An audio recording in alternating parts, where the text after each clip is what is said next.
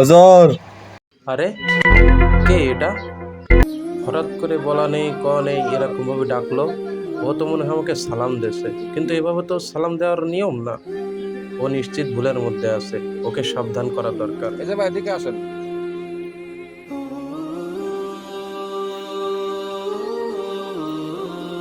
হুজুর আমার ডেকেছেন? কি বলবেন তাড়াতাড়ি বলেন। ভাই আপনি দেখলাম আসতেছিলেন, আসে আমাকে হাত উঁচু করে কি বোঝাতে চাইলেন আমি তো কিছু বুঝলাম না ভাই। একটু খুলে বলবেন কি বোঝাতে চাচ্ছিলেন আমাকে? হুজুর এটা বুঝলেন না? আপনারা সালাম দিলাম, সালাম সালাম। তা ভাই সালাম দিচ্ছেন আমাকে, আমি তো বুঝতে পারি নাই। আপনি হাত উঁচু করলেন, আমি ভাবলাম কি না কি, এজন্য আপনাকে ডাকলাম। আসলে ভাই সালাম আপনি যেরকম দিচ্ছেন, এটা তো দূরে থাকলে দেখা যায় চলতি পথে দূরে থাকলে হাত ইশারা করে মানুষ দেয় বোঝার জন্য, ঠিক আছে, কিন্তু মুখে তো উচ্চারণ করা লাগবে। আমি তো দেখলাম না আপনি মুখে সালামটা উচ্চারণ করলেন, আসসালামু আলাইকুম, এতটুকু উচ্চারণ তো করতে হয় সালাম দেওয়ার জন্য, বাকিটা পরে রাখলাম। এতটুকু তো উচ্চারণ করেন না আপনি। হুজুর আমি তো সেটা জানি, 2024 সালে কেউ কেউ মুখে সালাম দেয় না, হাত উঁচু করলে সালাম হয়ে যায়। ভাই আমার মনে হচ্ছে আপনি কোরআন হাদিস বিষয়ে সম্পূর্ণটা না বুঝলেও অনেকটা আপনার ভুল ধারণা আছে।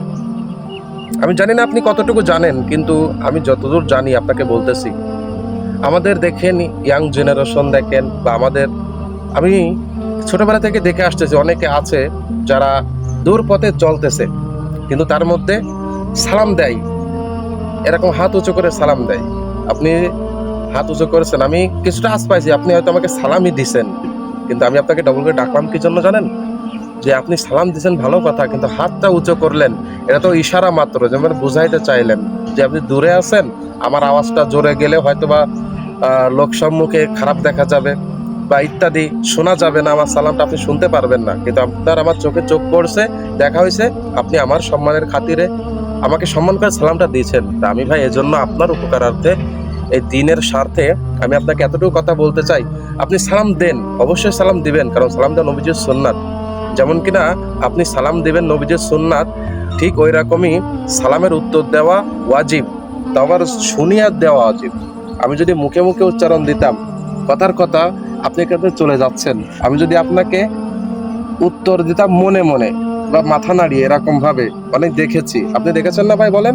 জি জি দেখেছেন না? জি। হ্যাঁ, আমি এটা আপনাকে বোঝাতে চাচ্ছি যে আপনি চলার পথে দেখবেন অনেক সময় হাত উঁচু করে কেউ সালাম দেয়, অনেক সময় মাথা নেড়ে সালামের উত্তর দেয়, কিন্তু প্রকৃতপক্ষে তারা মাথা নাড়ে ঠিকই, হাত উঁচু করে ঠিকই, কিন্তু মুখে যে সালামের যে আরবি যে কয়টা শব্দ আছে, এই শব্দ তারা বলে না। আসসালামু আলাইকুম এতটুকু বলে না, বা ওয়া আলাইকুম আসসালাম ওয়া রাহমাতুল্লাহ এতটুকু বলে না। বুঝতে পারছেন? এজন্য সালাম দিবেন, শুকরিয়া আপনার, সালাম দিচ্ছেন, তবে যথাযথভাবে আপনি সবটা পান নাই।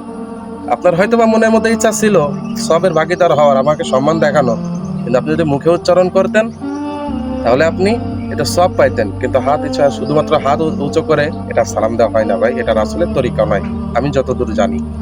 ওই জন্য ভাই আপনার কাছে আমার একটা দাবি, যে যে কোনো আমল আমরা করি না কেন, আল্লাহ রাসূল যেটা বলে গেছেন, যেভাবে দেখাই গেছেন, যেভাবে সাহাবীরা করেছে, উলামায়ে কেরাম করেছে, হাক্কানি উলামায়ে কেরাম করেছে, সেইভাবে আমাদেরকে করতে হবে।